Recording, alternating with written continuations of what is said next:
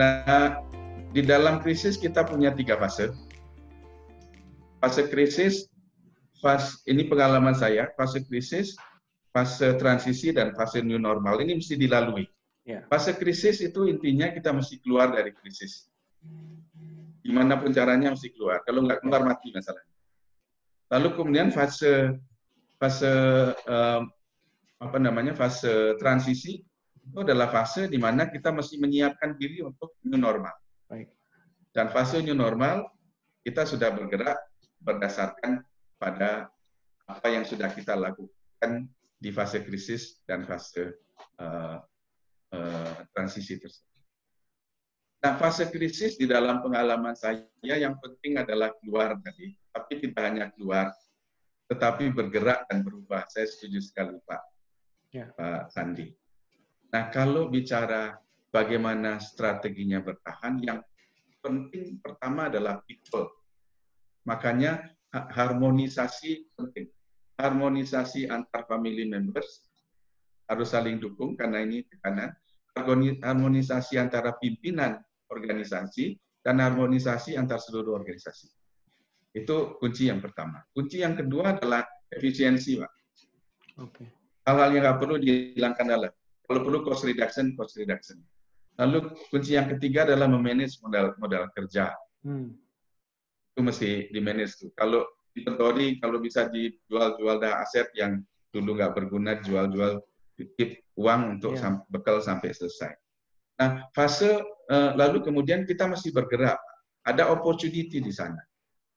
Organisasi mesti dibikin lebih agile, lebih mudah ngambil keputusan.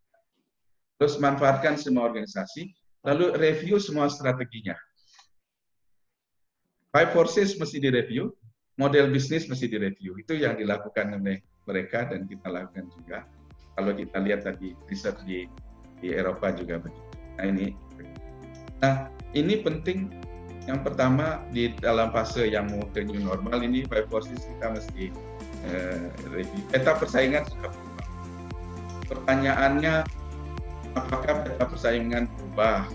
Ada pesaing yang mati, ada yang membesar, ada yang melemah, dan lain sebagainya. Kita mesti lihat. Lalu buyer juga berubah, tidak hanya perilakunya, tapi juga kekuatannya. Tadinya bisa bayar cepat, ini mundur lama. Mau payment-nya, perilakunya. Lalu kemudian supplier juga berubah. Belum tentu supplier yang kemarin sekarang masih hidup. Belum tentu yang masih hidup bisa kita utangi 3 bulan, sekarang sudah minta tunai. Dan perilaku dan lain sebagainya. Lalu kemudian produk substitusi pasti muncul. Apalagi saat ini, di mana kita berhadapan pada semua menginginkan pada price concern. Sekarang hampir semua manusia, semua bisnis adalah price concern. Pada saat price concern akan muncul produk-produk substitusi yang dipilih oleh customer yang bisa lebih murah. Lalu muncullah pemain baru. Kita mesti review. Saya berpikiran dan saya sarankan kepada para pebisnis seluruhnya, tidak hanya keluarga, tolong review pergerakan yang ada di 5 forces ini. Jadi strategic intelligence-nya udah mulai bergerak sebelum kita masuk ke dalam new normal, Pak.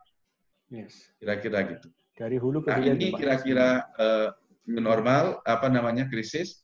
Masa berikutnya adalah masa transisi, fasenya. Governance-nya mesti diperbaiki, sistem dan strukturnya juga mesti diperbaiki. Bicara sistem nanti mungkin bisa ke Pak Alex, ada software atau konsultan mesti diindikan untuk menyiapkan. Karena kalau enggak bisa selamat tetapi nggak bisa maju, Pak.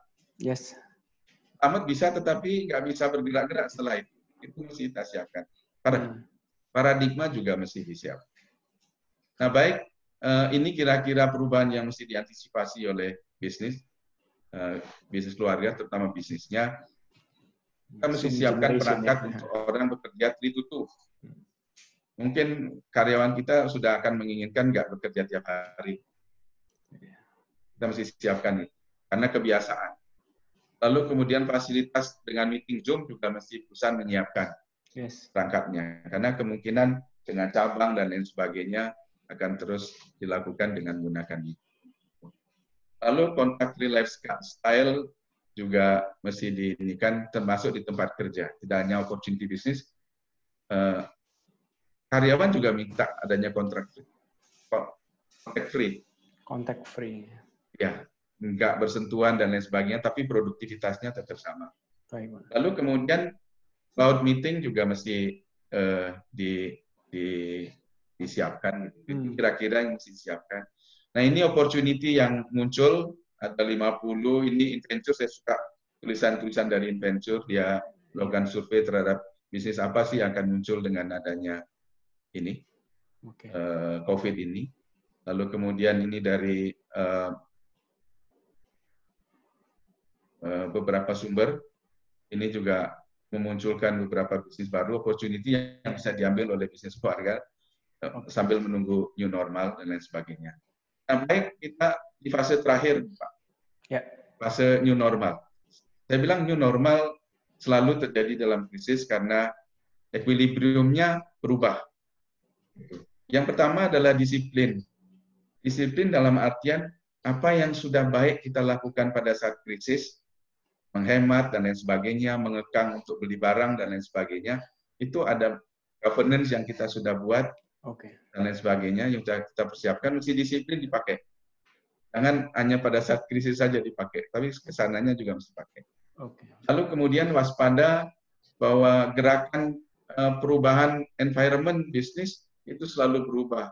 Oleh karenanya, maka strategi formulasinya mesti secara berkala direview, Pak.